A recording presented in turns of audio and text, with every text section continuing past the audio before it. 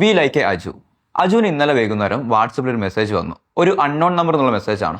ഒരു scam message ആണെന്ന് പറഞ്ഞിട്ട് പോലും അവന് റെസ്പോണ്ട് ചെയ്തു. അവർ പറഞ്ഞത് നിങ്ങൾക്ക് കുറച്ച് ടാസ്ക് തരാം, ആ ടാസ്ക് നിങ്ങൾ ചെയ്യുകയാണെങ്കിൽ നിങ്ങൾക്കുള്ള കാശ് ഞങ്ങൾ തരാമെന്ന്. അവനത് സ്കാം ആണെന്ന് പറഞ്ഞിട്ട് പോലും ആ ടാസ്ക് എല്ലാം ചെയ്യുകയും അതിൻ്റെ അടിസ്ഥാനത്തിൽ അവർ പറഞ്ഞ എമൗണ്ട് കൊടുക്കുകയും ചെയ്തു.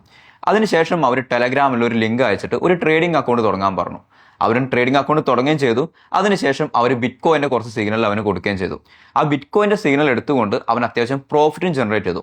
ഏകദേശം 3-4 സിഗ്നൽ അവർ കൊടുത്തിട്ട് അവനെ കൊണ്ട് ആ പ്രോഫിറ്റ് എല്ലാം വിഡ്രോയും ചെയ്യിപ്പിച്ചു. ഇവിടെയാണ് സ്കാമിൻ്റെ തുടക്കം. ആദ്യം കസ്റ്റമേഴ്സിൻ്റെ വിശ്വാസം എടുത്തു വാങ്ങലാണ് ഈ സ്കാമേഴ്സിൻ്റെ ആദ്യ പണി. നമ്മളെപ്പോലുള്ള സാധാരണക്കാരെന്ന് വിചാരിക്കുക, സ്കാമേഴ്സ് പറഞ്ഞ കാര്യങ്ങളെല്ലാം നമ്മൾ ചെയ്തു, അവർ നമുക്ക് തരാമെന്ന് പറഞ്ഞ പ്രോഫിറ്റ് തരുകയും ചെയ്തു, സോ ഇവരെ നമുക്ക് വിശ്വസിക്കാം.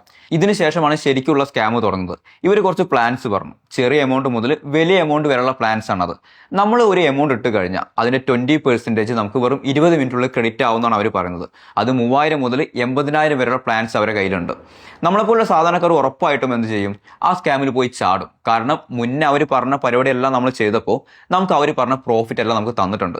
പക്ഷേ ഇതൊരു സ്കാം ആണെന്ന് അറിഞ്ഞ അജു അവൻ ആ സ്കാമേഴ്സിനെ തിരിച്ച് സ്കാം ചെയ്യാണ് ചെയ്തത്. ഏകദേശം 1400 രൂപ അവന്മാരുടെ കയ്യിൽ നിന്ന് അവൻ മേടിച്ചുകൊണ്ട് അവരെ ബ്ലോക്ക് ചെയ്ത് അവൻ പോയി. സോ മാർക്കറ്റിൽ ഇതുപോലത്തെ ഒരുപാട് സ്കാംസ് അവൈലബിൾ ആണ്. എല്ലാ സ്കാമേഴ്സിന്റെ മോട്ടീവ് ഒന്നാണ്, അവർ ആദ്യം നമുക്ക് കുറച്ച് കാശ് തരും, എന്നിട്ട് നമ്മളെ കൊണ്ട് വലിയൊരു ബൾക്ക് എമൗണ്ട് അവർ അക്കൗണ്ടിലേക്ക് ഡെപ്പോസിറ്റ് ചെയ്ത് കഴിഞ്ഞാൽ അവന്മാർ നമ്മളെ ബ്ലോക്ക് ചെയ്ത് പോകും. സോ ആരും സ്കാമിൽ പോയി ചാടാതിരിക്കുക. നമ്മളെല്ലാവരും അജുവിനെ പോലെ ചിന്തിക്കുക.